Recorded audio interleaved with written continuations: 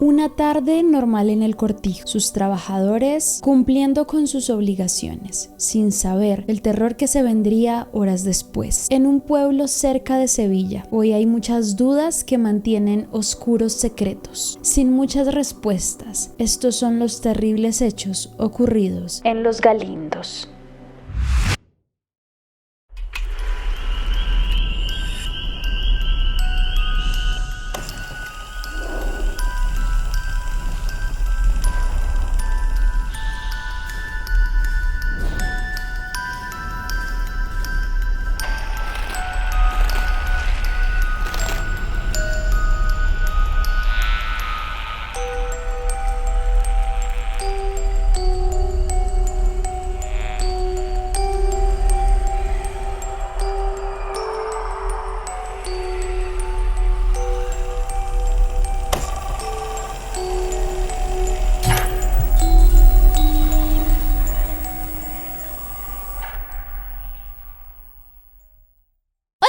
Y bienvenidísimos a un nuevo video. El día de hoy con un nuevo caso que me han sugerido varios de ustedes. Saben que a veces hago casos de España y les encanta escucharlos, y a mí me gusta porque mezcla dos cosas: España y casos vintage, que a muchos de ustedes les encanta. Está bastante interesantes, de esos vintage que no había escuchado jamás y que crean demasiada duda y expectativa, así que les hablaré de ello. Pero antes de comenzar, síganme en mis redes sociales, en mi TikTok, en mi Instagram, subo cosas muy similares a esta. También en mi canal de WhatsApp, acá les dejo el código QR por si quieren ver actualizaciones o cosas similares, y suscríbanse a este canal, activen la campana de notificaciones para que les avise cuando subo video. Y ahora sí, sin más que decir, comencemos. Estamos en una zona muy cerca a Sevilla, 52 kilómetros aproximadamente. Era un tiempo de muy buenas cosechas, era un lugar que mantenía buenos cultivos y se conocía más que todo por ese lado rural. Para esa época, era 1975 aproximadamente, y todavía se manejaban algunos títulos tipo Edad Media muy similares. Se mantenían títulos nobiliarios, la idea del marqués, la idea del rey, los ejércitos. Bueno, esta idea todavía existía en ese tiempo. Y para esta época había muchos terratenientes muy adinerados que tenían muchas propiedades, y justamente uno de esos terratenientes era un hombre llamado Francisco Delgado. Este hombre era dueño de un lugar llamado Los Galindos, un cortijo bastante amplio, lleno de espacio, no solo con una casa, vivienda, sino también para cultivos, para el tema agrícola, bastante importante. Y por esa época él tuvo un accidente fatal que lo llevó a perder la vida, y se terminaron cediendo todos sus terrenos a una de sus hijas. María de las Mercedes Delgado y Durán era su hija, nacida en 1934 en Madrid, España. Ella, con mucho dinero proveniente de su padre, contrae nupcias con Gonzalo Fernández de Córdoba y Topet, un hombre nacido en 1917 en Sevilla, quien para ese momento, y después de casarse con ella, adquiere un nuevo estatus social conocido como Marqués de Valparaíso y Grañina. Durante sus años antes de conocer a su esposa María Mercedes, él era militar. Después de que ya la conoce, contrae nupcias, él decide dejar su vida militar y dedicarse ya a todo el tema de manejar las tierras, cuidarlas, administrarlas, y no solo de esa finca del cortijo de Los Galindos, sino de otras 4 más, porque tenía bastante tierra su esposa. Y en ese momento comenzó no solo a manejarlas todas, sino también a designar algunos administradores que estuviesen pendientes de ellas y que pudieran vivir ahí. Uno de ellos era Antonio Gutiérrez Martín, que él ya había conocido en el ejército, eran amigos un poco de tiempo atrás, y le confió el poder cuidar del cortijo. Para ese momento tenían cultivos enormes de girasol, de trigo, algunas cosas con oliva, y tenía alrededor de 400 hectáreas, eso es gigante, además de un patio de 2000 metros, 2 viviendas construidas en las cuales podían vivir algunos cuidadores del lugar, como entre esos el capataz, su familia, y otras que utilizaba de vez en cuando el marqués con su esposa cuando iban de vacaciones. Quiero que aclaremos una cosa, porque este caso, como es un poco antiguo, hay unas fuentes que le ponen un nombre a las personas, hay otras fuentes que les ponen otros, pero yo en teoría les voy a decir los nombres confirmados de estas personas para que se los graben y podamos hablar, porque acá son varias personas de las que hablaremos durante toda la historia. Don Jaime Montaner Nicolás se convirtió en el administrador del cortijo. Él era el responsable de la gestión diaria, de estar pendiente de los trabajadores, de lo que se necesitara, herramientas, cultivos, mantenimiento, pues el trabajo de un administrador de una propiedad como tal. Y él estaba bajo las órdenes del marqués y de su esposa.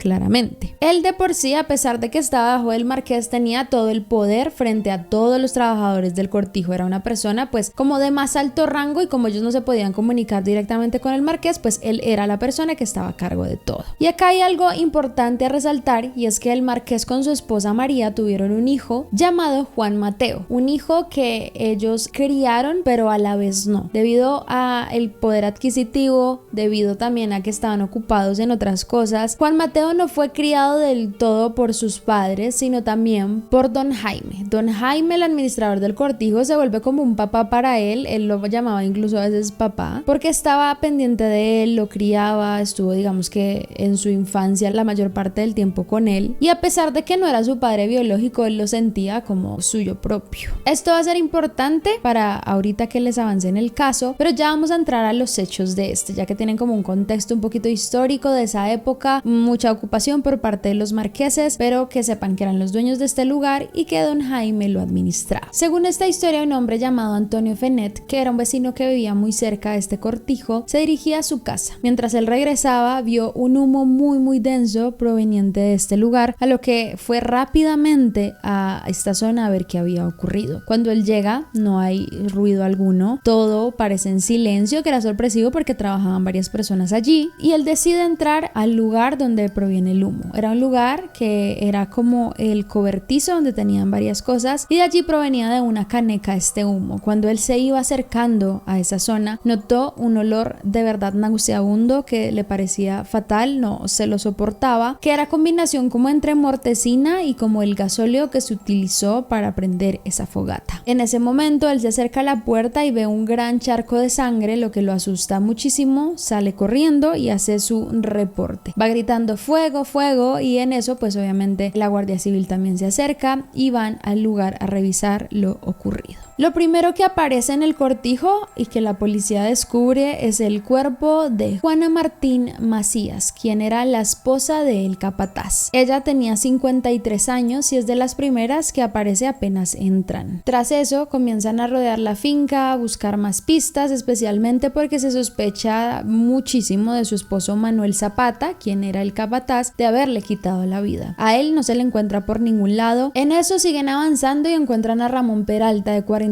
años. Él era el tractorista de este lugar y también había perdido la vida justamente cerca al lugar donde había estacionado su tractor. Después de mirar por la finca, encontraron un nuevo cuerpo, en esta ocasión un peón de la finca de 27 años aproximadamente, quien estaba casado con una mujer llamada Asunción, que tenía 34 años, mujer a la cual la encuentran después también sin vida en la finca. Para ese momento ya habían 4 víctimas, todos bastante sorprendidos porque eran muy amables, nunca habían tenido problemas con nadie, eran bastante dedicados, trabajadores, amaban a su familia, eran esposos, padres, hermanos ejemplares, e incluso pues entre ellos también estaban algunos casados. Obviamente lo que les digo, de las primeras sospechas se pensaba en Manuel, el esposo de Juana, o Joaquina, algunos le decían Joaquina, porque no aparecía por ningún lado. La policía hizo un levantamiento, una investigación parcial, hasta que finalmente debajo del heno, tras varias horas, el heno que estaba guardado como en uno de los depósitos que tenían, encuentran el cuerpo de Manuel Zapata Villanueva. Su principal sospechoso ahora era una víctima más. Se convierte en uno de los crímenes más sorprendentes para la comunidad. Imagínense un pueblo muy rural donde pues, no pasa casi nada, de repente 5 personas muertas de las peores formas, y ahorita les voy a entrar a hablar de eso cuando hablemos como de lo que se ha dicho del caso. Y a pesar de todo, también un crimen muy violento, con muchas pistas que en ese momento se pudieron haber recogido, pero se llevó tan mal que nunca se pudo llegar a una conclusión. Las pruebas estaban por todo lado, las maquinarias estaban untadas de sangre, utilizaban las mismas herramientas que ellos para trabajar, y además todo ocurriendo a la luz del día dejaba muchas dudas de lo que pasaba dentro de ese lugar y por qué nadie había escuchado nada. Y pues obviamente por la época, por el momento de la investigación, del poco avance tecnológico psicológico se hizo todo muy mal. O sea, desde el primer momento la escena se contaminó. Ustedes saben que cuando ocurren cosas así en esa época, en lugares tan alejados donde realmente no es que pase mucho día a día, se entera alguien que ocurre esto y pues todo el mundo va, averigua, pisa, influye en las pistas, y esto evitó que se llevara una investigación realmente profesional. Comienzan a haber muchas inconsistencias dentro de la investigación, dentro de ellos el desorden y la limpieza de la zona, que fue completamente invadida por personas ajenas. También habían la idea de que la persona que había cometido el crimen había intentado también organizar, o sea, había habido tiempo desde que se comete el crimen hasta que los encuentran, especialmente porque habían zonas donde parecía que habían tratado de limpiar con trapos, con cosas similares. Otra de las inconsistencias fue la movilización de los cadáveres, pues muchos dejaban rastro de la sangre en el suelo, lo que indicaba que los habían movido de un lugar a otro, probablemente para confundir a la investigación. No había ni un solo testigo que pudiera decir escuché esto, vi esto, nadie hablaba en lo absoluto, para lo que muchos decían que en realidad lo que había era un pacto de silencio de los que sí sabían que había ocurrido tras esas puertas, e incluso habían actitudes bastante sospechosas por parte de algunos trabajadores que quedaban vivos de la finca y de sus dueños. Según la teoría de la policía en ese momento, de lo que habían encontrado sin muchas pistas certeras, sin saber qué es lo que pasaba dentro de esas puertas, dijeron que todo se había tratado de un crimen pasional. La teoría más sólida de ellos es que Manuel Zapata, que era el capataz, se había enterado probablemente de una relación escondida entre su esposa y el tractorista, cosa que probablemente mantuvieron en secreto durante mucho tiempo. Se enteró y decide atacarlos, los mata, y después, como estaban los otros dos chicos, el peón y su esposa, en el mismo lugar, pues decide acabar con la vida de ellos para que nadie se entere. Finalmente acaba con su propia vida, de no cargar con la pena de lo que hizo, y así es que termina todo esto de la peor forma. Sin embargo, como les digo, de tantas inconsistencias, una cosa que sí se sabía es que Manuel Zapata, el capataz, era el primero que había muerto, es decir, él no podía matar a las otras personas. A pesar de que fue el último en encontrarse, de que fue el principal sospechoso al inicio, era el que había muerto de primero. Y acá comienzan a teorizar no solo los del pueblo, los de la policía, la gente que ha investigado a lo largo de años este caso, diciendo que se trataba de crimen pasional, de pronto no por parte del capataz, sino del peón que acabó con la vida de todos. Trató de matar a su esposa quemando su cuerpo, pero él terminó siendo quemado por las llamas ese día también. Algunos diciendo que probablemente era obra de legionarios que se habían visto por esa zona días atrás, que probablemente habían llegado y atentado contra la vida de ellos, pero no había ni una sola prueba de que esto fuese real. Otras personas hablando de mafias, de temas de drogas, donde en teoría la finca podría venderles o cultivarles y no le quisieron entregar, cosa que tampoco se comprobó como real porque no tenían ni un solo cultivo relacionado con ese mundo. Otros que decían que el capataz en realidad había tenido una discusión, no por celos ni por nada, con su esposa, algo se quebró en él y decidió matar a todos, se enloqueció y luego se murió. Pero otros teniendo unas muchísimo más sólidas, siendo incluso familiares de ellos. Este caso se demoró muchísimo en procesarse, fueron como 8 años de absoluto silencio, donde no se avanzaba, donde no se decía nada, e incluso se dice que se desaparecieron entre 20 a 75 folios de la investigación del caso, con fotos y un montón de cosas, desde 2014, que se derrumbó como una de las oficinas donde tenían esta información. Curiosamente no aparece por ningún lado, no se sabe dónde están, y pues obviamente ha evitado que se avance. Y es aquí donde, debido a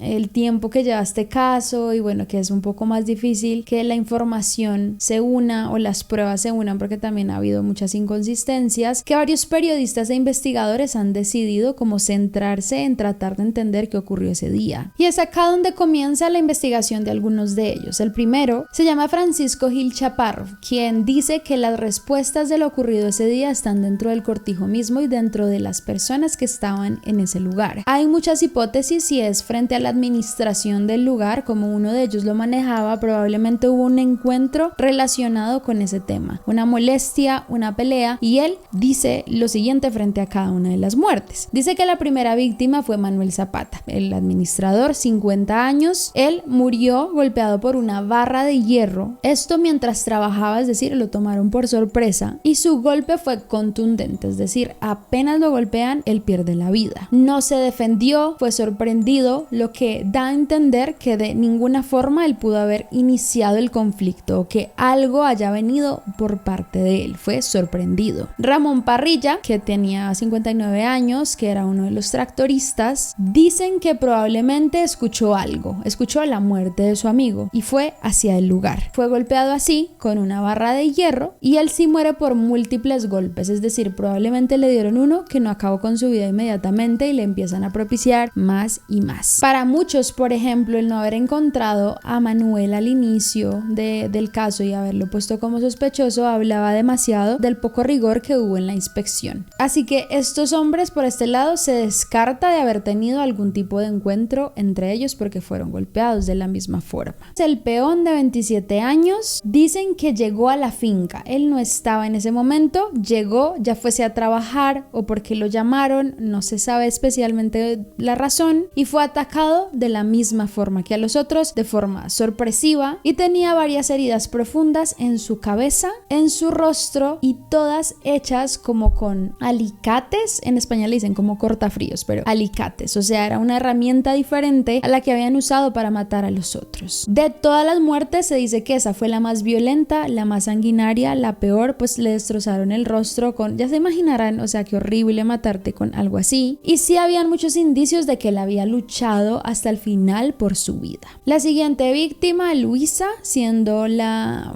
otra asistente que era esposa de Juan, ella muere dentro de la casa, no afuera, lo que podía indicar que llegaron juntos y ella salió corriendo mientras mataban a su esposo, y cuando se escondió la encontraron en ese lugar, y también su muerte fue bastante violenta. Dicen que la arrastraron incluso por el piso, la golpearon con una barra metálica y su muerte se dio por golpes en la cabeza y por asfixia. La quinta víctima, la esposa de Manuel, dicen que ella no estaba en ese momento con él, ella llegó después a la finca, vio algo que no debía y alguien intentó calcinarlo para quemar las pruebas, o sea, de ella no se sabía exactamente la forma en que había muerto por el estado de su cuerpo y ya estaba pues prácticamente calcinado, lo que hacía muy difícil ese proceso, así que quedan muchas dudas de qué fue lo que pasó con ella y la razón. Para este periodista, quien investigó a detalle la muerte de cada uno, que esta ya es la muerte oficial para que sepan las formas en las que murieron, estas muertes no fue por crimen pasional o algo similar, sino que la persona que entró a matar al cortijo tenía un objetivo claro y era acabar con la persona y con todos los testigos, e incluso asegura que probablemente no fue solo una persona sino varias que los atacaron, que tiene lógica porque pues 1 contra 5 es bastante difícil, la verdad.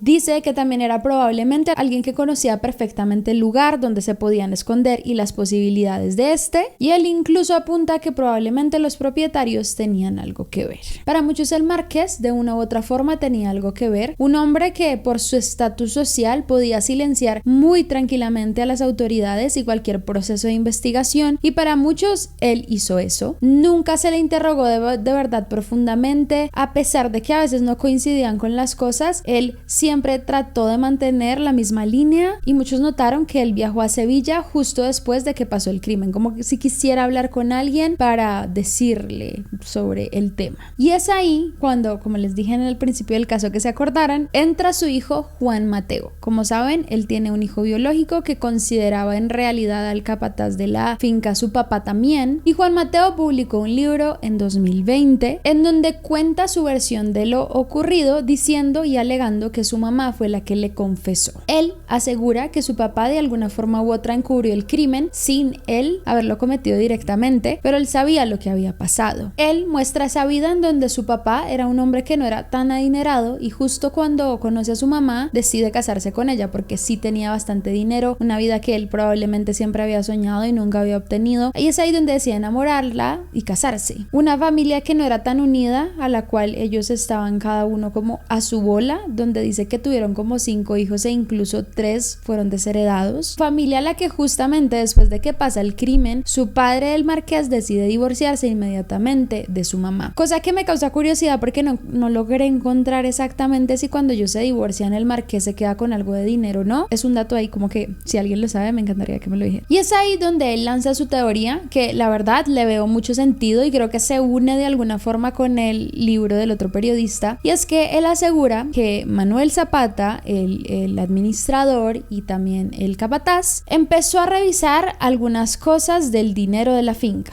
y se dio cuenta que habían, no sé, fraudes, desfalcos, especialmente por el tema de los olivos, porque ahí se ganaba muchísimo dinero, y que eso no lo sabía el dueño como tal, no el marqués, sino su esposa. El marqués, de una forma u otra, puede que se estuviese robando algo de dinero y no quería que nadie lo supiera. Manuel Zapata se entera de esto, así que el marqués organiza un plan para que alguien vaya y acabe con la vida de Zapata. Con lo que no cuentan es con que llegan después los otros trabajadores y como vieron lo ocurrido, tienen que quitarles la vida. Este marqués, por evitar que lo desheredaran o porque se separaran o quitarle sus beneficios, prefiere matar al que averiguó las cosas y salir adelante, que es lo que terminó ocurriendo. Según su teoría, 2 trabajadores de la finca que no eran permanentes fueron los que fueron a matarlos, e incluso ellos dejaron o trataron de dejar pistas falsas como si se hubiesen matado los 5 entre ellos y no hubiera otras personas, que fue lo que funcionó de alguna forma, porque al principio esa fue la teoría de la policía. Él dice que muchos años después su mamá le confesó que ese día, después de todo lo ocurrido, ella había llegado a la finca a mirar lo que había pasado, y cuando vio toda la escena, ella ahí mismo como que supo que su esposo estaba involucrado en ese crimen. Y curiosamente, después de la confesión y después de tantos años que ocurrieron, incluso de que su papá ya no estuviera con vida, él decide sacar este libro y confesar lo que su mamá le había dicho en ese momento, y dijo que no lo hizo por su papá o por su mamá, sino por limpiar el nombre de las 5 víctimas, que se me hace pues muy positivo. Él asegura dentro del libro que todas las personas del pueblo sabían lo que había ocurrido, pero que decidieron guardar silencio por miedo y presión social. Dentro del libro también aporta nuevos testimonios, entre esos de algunos policías que ya no trabajaban en ese momento, guardias, civiles, vecinos y familiares que no se habían atrevido a hablar con anterioridad. Él señala a los responsables directos dentro del libro, los que cometieron el acto, e incluso su papá, que tenía el poder y la influencia para callar a todos, y critica duramente la acción judicial en ese momento, como desaparecieron pruebas, como no limpiaron la escena bien, como dejaron entrar a otros también a que la contaminaran, e incluso hizo presión sobre los sectores públicos que no quisieron indagar más profundamente en esto. Según él, no fue un crimen al azar, fue todo premeditado y preparado para matar a los testigos de lo que se sabía, y según dice, uno de los que mató a estas personas había confesado años después en la privacidad y el anonimato. Según él, un hombre llamado Juan Silva fue uno de los autores de estos crímenes por muchos argumentos que él presenta, entre esos que sabía perfectamente cómo era la finca, tenía acceso a las armas y a las herramientas del lugar, fue mencionado por uno de los testigos más cercanos al caso y se puso bastante nervioso y evasivo, y dicen que él fue el que confesó el crimen años después. Y otro era Francisco Ramírez. Dicen que él estaba vinculado a las tareas agrícolas de la finca del cortijo, tenía acceso libre cuando quisiera, conocía perfectamente a las víctimas, y dicen varios testigos que lo vieron a él muy alterado el día del crimen. Dice también que otro de los administradores, llamado Jaime, ya les había hablado de Jaime, fue otro de los que encubrió el crimen, pues él fue el administrador directo, fue de los primeros en llegar a la escena del crimen, fue bastante frío y distante durante todo el proceso, y dicen que él no avisó inmediatamente a las autoridades, sino que esperó a que pasaran unas horas. Dicen que además, después de todos los crímenes, ordenó limpiar la casa de arriba abajo, comenzó a proteger a las personas que estaban siendo vinculadas en ese momento, y era el que hacía que todos se mantuviesen en silencio. En sí se habla de 2 autores materiales y 2 más que encubren los hechos, en teoría los padres de Juan Mateo, su padre biológico y su padre adoptivo, y tristemente para 1995 se celebra como el juicio después de 20 años, no hay ni una sola prueba, así que se cierra el caso porque no existían sospechosos oficiales. A día de hoy la mayoría de personas piensan que este caso jamás se va a resolver, que es de esos casos que van a quedar en la impunidad para siempre. Probablemente muchos que sabían se han desligado del caso, otros por temor nunca dijeron nada, pero pues tristemente es de esos casos que nunca se va a saber qué ocurrió. Cada vez hay menos información, se perdieron muchísimos documentos, y lo triste es que siento es que no se le va a dar justicia a la tumba de estas personas. Dicen que después de todo el escándalo el marqués se separó, no se supo mucho de él, se fue como a una zona remota donde no lo molestaran, se retiró del foco mediático y al parecer ya no está con vida. Yo la verdad sí creo que probablemente uno de sus trabajadores descubrió que había algún desfalco, algo similar, algún fraude, quiso reparar reportarlo y pues lo silenciaron. La verdad creo más en eso que en un crimen pasional, no tiene pinta de que lo sea, pero bueno, ojalá, no sé, algún día se resuelva por obra y gracia, pero es que no hay muchas pruebas, no hay ADN, es muy difícil de comprobar. Pero bueno chicos, si les interesó, déjenme gusta, les deditos arriba, coméntenme qué sienten, qué piensan, si de pronto algo me faltó, pues también que me lo digan. Síganme en mis redes sociales y suscríbanse al canal, activen la campana de notificaciones para que les avise cuando subo video. Y ya, muchas gracias por verme, no olviden seguir sus sueños y nos vemos en el próximo. Bye.